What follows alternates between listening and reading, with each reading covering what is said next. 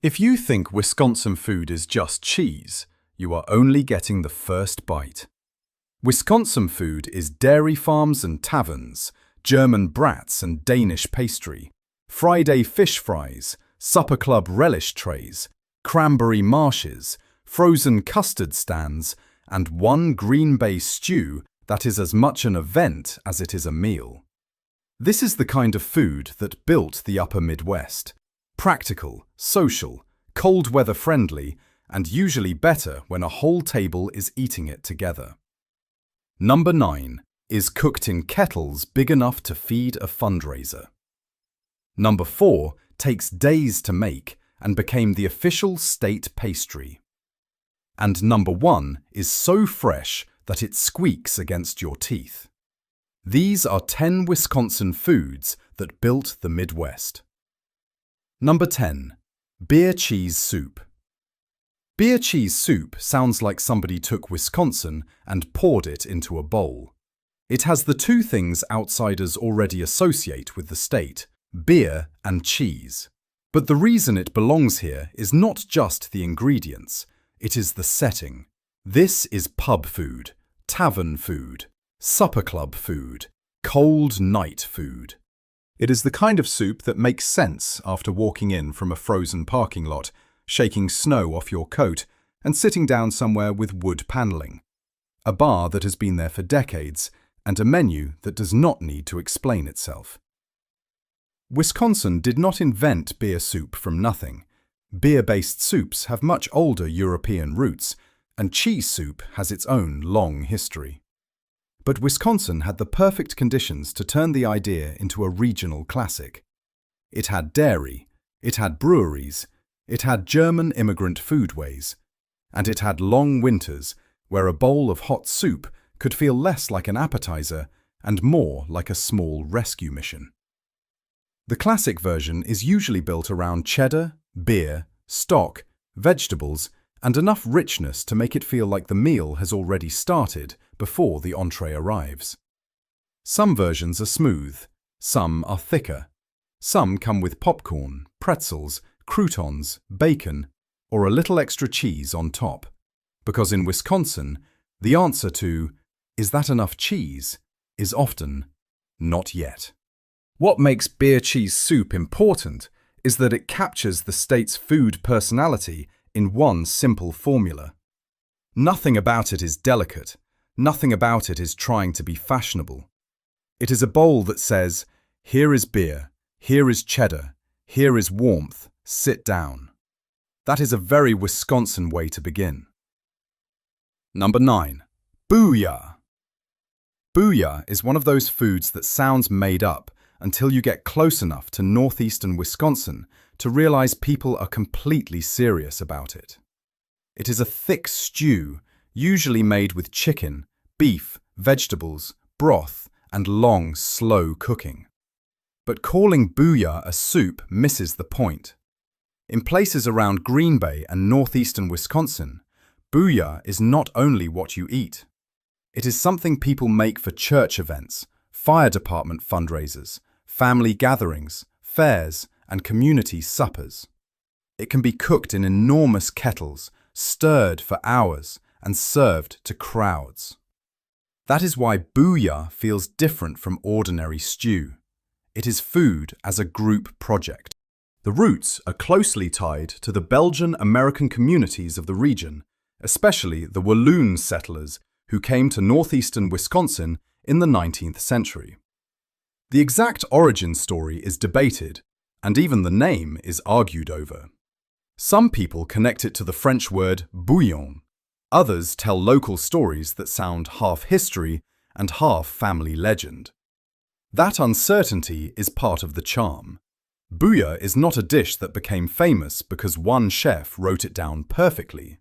It became famous because people kept making it in big batches, in real communities, for real reasons. Every kettle can be slightly different. One family may argue for cabbage. Another may insist on a particular mix of meats. Some versions are thicker than others. Some are almost spoon-standing dense. But the spirit is the same. Feed a lot of people, Make it hearty, and let the smell do half the inviting. What Booyah built in Wisconsin was not a national chain or a packaged product. It built belonging. It turned soup into a local signal. If you hear there is Booyah somewhere, you are not just hearing about dinner, you are hearing about a gathering, and that is why it belongs on this list. The Midwest was built as much by church basements, volunteer halls, and benefit dinners as it was by restaurants. Booyah remembers that. Number 8. The Supper Club Relish Tray. The relish tray may look small, but in Wisconsin's supper club culture it carries a lot of weight. Before the steak, before the fish fry, before the prime rib, before the brandy old-fashioned, there is often a tray on the table. Maybe it has celery sticks, carrots, radishes, pickles, olives, crackers, cheese spread, liver pâté, or pickled vegetables. Maybe it is simple. Maybe it is generous. Maybe it arrives without anybody acting like it is a big deal, because that is the whole point. The relish tray is not a flashy dish. It is a ritual. Wisconsin supper clubs grew out of roadside dining, tavern culture, old resort towns, family restaurants, and places where dinner was not supposed to be rushed. A supper club is not just a restaurant that serves supper. It is an evening. You arrive. You have a drink. You sit for a while. You talk. You eat slowly. The relish tray fits that pace. It gives the table something to pick at while everyone settles in. It is practical, but it also sends a message: you are not being processed through dinner. You are being hosted. That is very different from modern restaurant culture, where every minute at the table can feel measured. In a classic Wisconsin supper club, the meal has a slower rhythm. The relish tray is the opening scene. It also shows how Wisconsin food often works. It is not always about inventing a brand new recipe. Sometimes it is about preserving a way of eating. A few pickles, some cheese spread, and a basket of crackers can tell you where you are.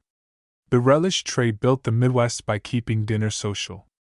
It made the table feel like a place to stay. Number 7. Wisconsin cranberries. When most Americans think of cranberries, they probably think of Thanksgiving. Maybe it is cranberry sauce sliding out of a can. Maybe it is a homemade relish. Maybe it is juice, dried cranberries, muffins, holiday bread, or a bright red side dish that cuts through a heavy plate of turkey and potatoes. But behind a huge part of that American cranberry habit is Wisconsin. Wisconsin is the leading cranberry-producing state in the country, and its marsh country supplies a major share of the American crop. Cranberries are also the official state fruit. That matters because cranberries are one of the rare foods on this list with roots that go far deeper than diners, taverns, or immigrant bakeries. Cranberries are native to the region, and native people used them long before commercial farming turned them into a national product. Later, Wisconsin's sandy soils, wetlands, water systems, and climate helped make the state a cranberry powerhouse. The image most people know is the flooded bog, with red berries floating on the water. But the berries do not actually grow underwater. The fields are flooded for harvest, which lets the berries float up after they are loosened from the vines. That detail is perfect Wisconsin food history. It looks simple from the holiday table, but behind it is a whole landscape: marshes, water control, cold nights, harvest crews, and generations of growers. Cranberries built the Midwest in a quieter way than bratwurst or cheese curds. They did it by leaving the state and showing up everywhere. They became sauce. They became juice. They became dried snacks. They became part of American holiday memory. And for many families, whether they know it or not, a little piece of Wisconsin is sitting next to the turkey every year. Number 6. Friday fish fry. A Wisconsin Friday fish fry is not just fried fish. It is a weekly ritual. The plate might have beer-battered perch, walleye, bluegill, cod, haddock, or another fish, depending on the place and the tradition. It usually comes with tartar sauce, fries or potato pancakes, coleslaw, rye bread, and the feeling that half the town had the same idea at the same time. The roots are layered. Catholic abstinence from meat on Fridays helped make fish the meal of the day. Wisconsin's lakes and waterways made fish available. German and other immigrant communities brought their own eating traditions. And during Prohibition, taverns needed ways to bring customers in even when selling alcohol became illegal. Fish helped. A tavern could serve a cheap, filling plate, and people would come. Even after Prohibition ended, and even after Catholic rules changed for many people in the 1960s, the fish fry stayed. That is the important part. A rule helped create the habit, but the habit outlived the rule. By then, the Friday fish fry had become Wisconsin's social life. It was what families did. It was what neighbors did. It was what people did after work, after church, before a game, or just because it was Friday. In many parts of America, fish fry is occasional. In Wisconsin, it is calendar food. You do not need a birthday. You do not need a holiday. The week itself gives you the reason. That is how food becomes culture. It stops needing an explanation. The fish fry built the Midwest by turning the end of the week into a shared meal. It is crispy, practical, familiar, and deeply local. And if you ask 10 Wisconsinites where the best one is, you may accidentally start a debate that lasts longer than dinner. Number 5. Sheboygan Bratwurst. Wisconsin did not invent bratwurst. That would be Germany. But Wisconsin, and especially Sheboygan, helped turn bratwurst into one of the defining foods of the American Midwest. German immigrants brought sausage-making traditions with them, and Wisconsin had the farms, butcher shops, taverns, festivals, and weekend cookouts to make brats feel at home. Over time, the brat became more than a sausage. It became a social signal. In Sheboygan, bratwurst is serious business. The city declared itself the bratwurst capital of the world in 1970, but the connection goes back much farther than a title. Local brat culture is wrapped up in family gatherings, tailgates, festivals, and summer afternoons when the smell of sausage on a grill can travel down a block. There are details people care about. The roll matters. The mustard matters. The onions matter. Some people talk about frying brats, even when outsiders would call it grilling. Some insist on a hard roll instead of a long hot dog bun. Some want brown mustard. Some want sauerkraut. Some want the brat soaked in beer and onions before or after it hits the heat. The debates are part of the food. A brat is not fancy, but it is not casual in the sense of being careless. It is one of those simple foods that communities make complicated because they love it. That is why Sheboygan bratwurst belongs here. It shows how immigrant food becomes Midwestern food. A German sausage crossed an ocean, settled into Wisconsin, and became a tailgate, a festival, a church picnic, and a backyard standard.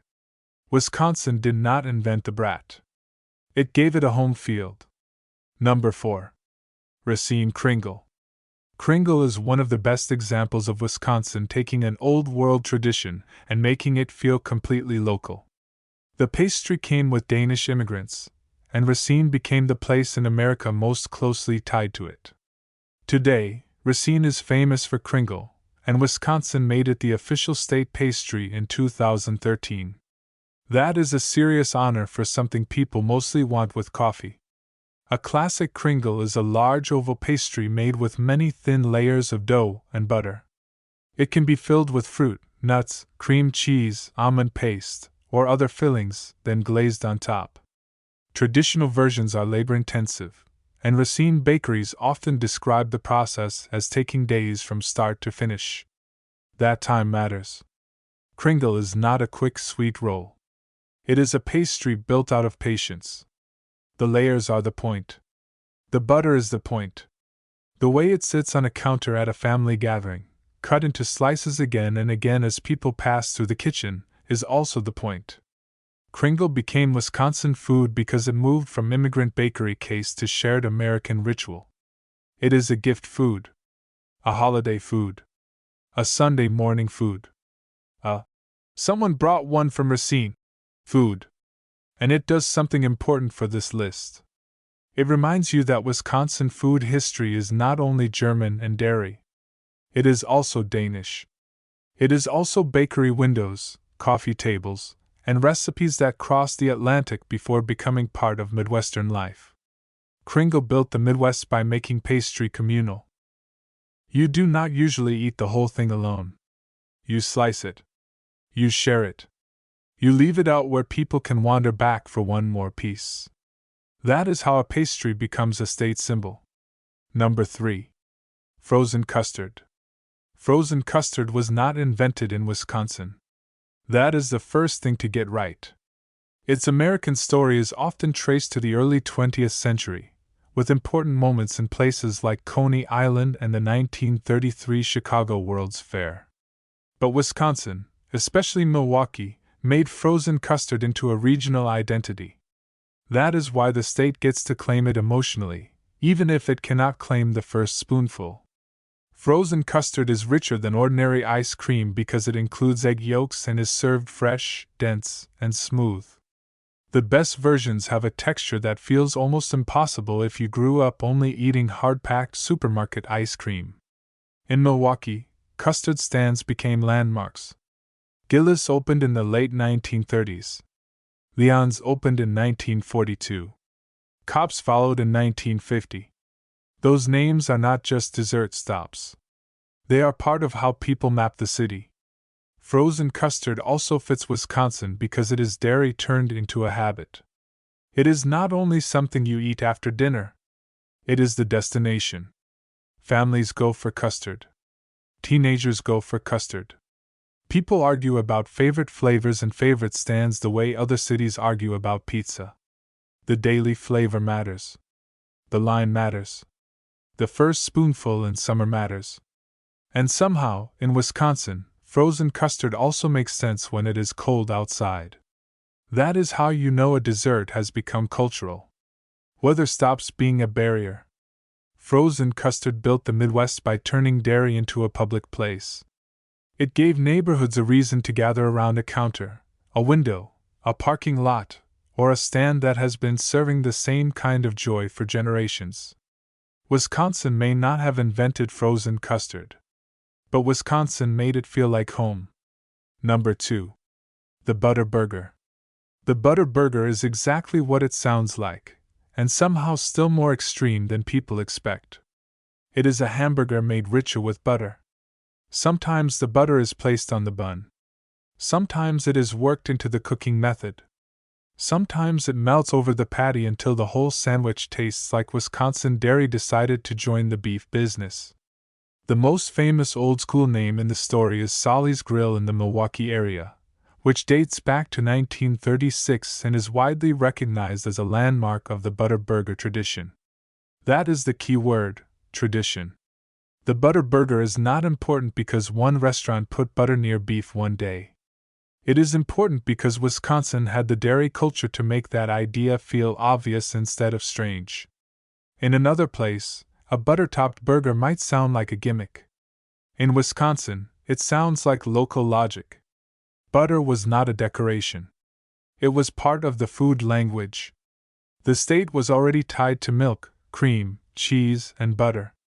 So a burger with butter did not feel like a stunt. It felt like a Wisconsin answer to the American hamburger. A regular burger says beef. A butter burger says beef plus dairy country. That combination helped give Wisconsin one of its most recognizable modern food signatures. It also influenced how Americans think about indulgent regional burgers, not as fancy restaurant food, but as something that can come from a counter, a grill, a small dining room, or a local institution that people defend with emotional force. The butter burger built the Midwest by making richness casual. It took the national hamburger and gave it a Wisconsin accent. It is not subtle. It is not trying to be light. It is a burger that looks at a pat of butter and says, yes, you belong here too. Number 1. Cheese curds. If Wisconsin has one food sound, it is the squeak of a fresh cheese curd. That squeak is not marketing. It comes from the structure of fresh curds, especially when they are young. As the proteins and calcium interact, the curd can rub against your teeth and make that little rubbery squeak that tells you it has not been sitting around too long. For outsiders, cheese curds can be confusing. They are not cheese cubes. They are not mozzarella sticks. They are not just scraps. They are fresh pieces of young cheese, often cheddar, separated during the cheese-making process before being pressed into blocks. In Wisconsin, they became something far bigger than a byproduct. They became a state identity. You can eat them fresh from a dairy, still squeaky and mild. You can find them at gas stations, grocery stores, farmers' markets, fairs, taverns, and roadside shops. You can eat them plain, salty, flavored, or deep-fried until the outside is crisp and the inside stretches hot. Fried cheese curds are a different kind of Wisconsin truth. They take something already beloved and turn it into bar food, fair food, game day food, and we should probably share these. Food, even though everyone at the table knows sharing may become symbolic. Cheese curds are number one because they explain Wisconsin better than almost anything else. They are dairy, but not fancy dairy. They are fresh, local, portable, casual, and tied to the working reality of cheese making. They connect farms, creameries, taverns, festivals, and family road trips. They are the kind of food people buy because they taste good, but also because buying them feels like being in the right place. Wisconsin did not invent the idea of curds. But Wisconsin made cheese curds into an American regional icon. That is the larger pattern behind this entire list. Wisconsin food is rarely just about invention. It is about adoption, repetition, pride, and ritual. A German sausage becomes a Sheboygan brat. A Danish pastry becomes Racine kringle. A Catholic Friday roll becomes a statewide fish fry. A frozen dessert becomes Milwaukee memory. A cranberry marsh becomes part of Thanksgiving. A tavern soup becomes winter comfort. And a fresh piece of cheese becomes a sound people recognize. That is how Wisconsin built the Midwest table. Not with one dish. With a whole way of eating.